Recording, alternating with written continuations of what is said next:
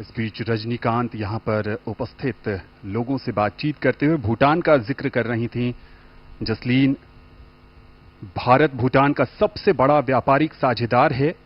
इसके निर्यात और आयात में महत्वपूर्ण हिस्सेदारी भारत की है। चूखा, ताला, मंगदेछू जल विद्युत संयंत्र जैसी परियोजनाएं दोनों देशों की सफलता की परिचायक। The national dress of Bhutan is called the go, which men wear. It's a knee-length robe, somewhat resembling a kimono that is tied at the waist by a traditional belt known as kera. We are seeing the culture and traditions of India and of our guests. Mauritius के यहां पर प्रविंद कुमार जगन्नाथ का आगमन होता हुआ Mauritius भी भारत का महत्वपूर्ण साझेदार रहा है। भारत ने औपचारिक रूप से 1948 में राजनयिक संबंध बनाए थे और तब से लेकर आज तक संबंधों की एक नई पटकथा मॉरिशस के साथ प्रधानमंत्री नरेंद्र मोदी के नेतृत्व में बीते 10 वर्षों में भी लिखी गई है। एक एक करके यहां पर हमारे विदेशी मेहमानों का आगमन हो रहा है। बांग्लादेश की राष्ट्रपति श्रीमती शेख हसीना और उनके साथ उनकी सुपुत्री। भारत के पड़ोसी और भारत के पड़ोसियों के साथ भारत के रिश्तों की एक नई उड़ान, नई ऊंचाई। India and Bangladesh share a deep bond of friendship and cooperation. India was one of the first countries to recognize Bangladesh and establish diplomatic relations immediately after its independence in December 1971. India and Bangladesh share the longest land boundary that India shares with any of its neighbors, and Prime Minister Sheikh Hasina and Mr. Modi have shared many friendly meetings where they have promised to cooperate with each other on various subjects. Jasleen, as you rightly said, India and Bangladesh share bonds of history, language, culture and multitude of other commonalities. The Shonali Adhyay or golden chapter of bilateral ties continues with both sides maintaining close engagement in diverse areas, including at the highest level. She is also the longest serving female PM in the world. Mallikarjun खड़गे, कांग्रेस के राष्ट्रीय अध्यक्ष, इस समारोह में शामिल।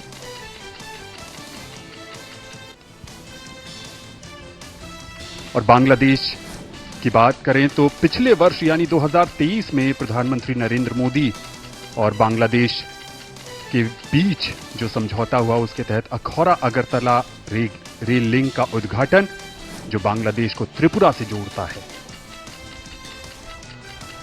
एक बहुत ही महत्वपूर्ण अवसर आज के शपथ ग्रहण समारोह के दौरान भारत के पड़ोसियों के बीच भी आपस में ये भेंटवार्ता, इस अनौपचारिक और कुछ औपचारिक माहौल में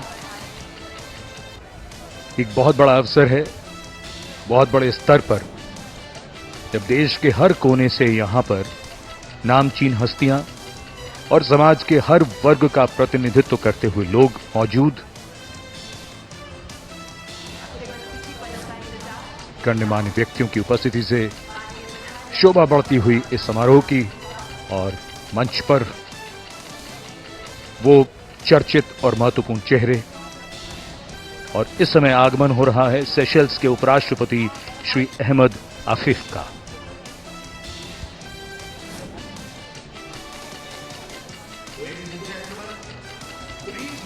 Diplomatic ties between India and Seychelles have existed since Seychelles gained independence in 1976.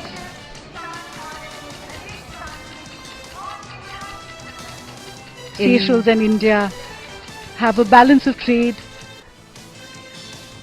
in areas of tourism, fishing, petroleum, exploration, communications and IT, computer education and pharmaceuticals, which have been identified as areas of economic cooperation between the two countries.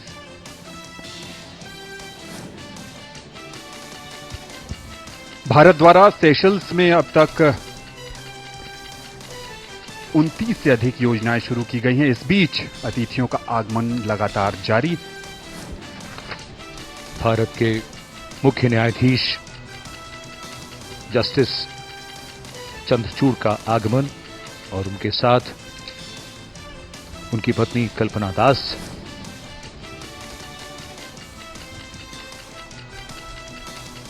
ये आयोजन अपने आप में कई कहानियों को समेटे हुए है। एक तरफ विदेशी मेहमान भारत जो अतिथि देवो भवः और वसुधैव कुटुंबकम का प्रसारक रहा है, उसके तहत अतिथियों का स्वागत, सत्कार, अभिनंदन हमारी परंपरा है, हमारे संस्कार हैं।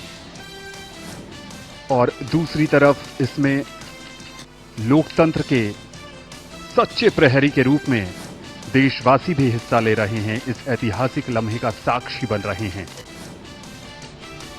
भारत के मुख्य न्यायाधीश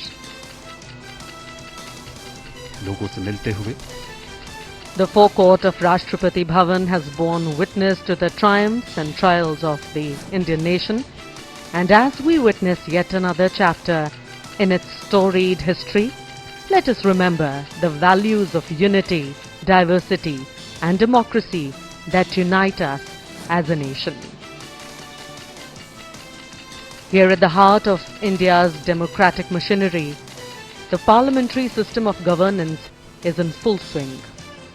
With its roots deeply embedded in the Constitution, and this system has been the cornerstone of India's governance since independence.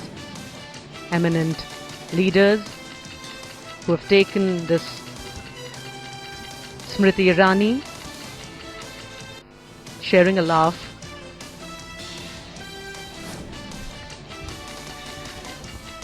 वहां पर अर्जुन मुंडा भी नजर आए और जनरल वीके सिंह भी थे।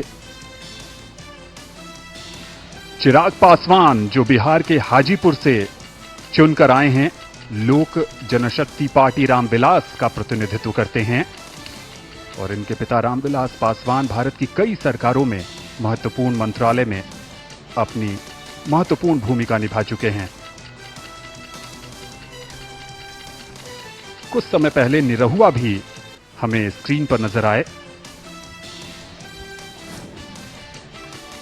जैसा कि हम सब जानते हैं, प्रधानमंत्री मोदी जो नवनिर्वाचित प्रधानमंत्री हैं, तीसरी बार लगातार शपथ लेंगे। ये निरहुआ जिनका भी जिक्र कर रहे थे, आनंद, और साथ में संजीव मनोज तिवारी भी। मनोज तिवारी हैं जी, दिल्ली से जीते हैं सांसद। तो ये बात अपने आप में इसको समझना, इसकी गंभीरता को भी महसूस करना चाहिए। लगातार तीसरी बार इसके पीछे जो प्रयास है, इसके पीछे जो लगातार कार्य किया गया है, ये उसका परिणाम है। ये एक बार में और यूं ही नहीं होता, इसके लिए सतत प्रयास करना पड़ता है, कुछ नए तरीके से सोचना पड़ता है।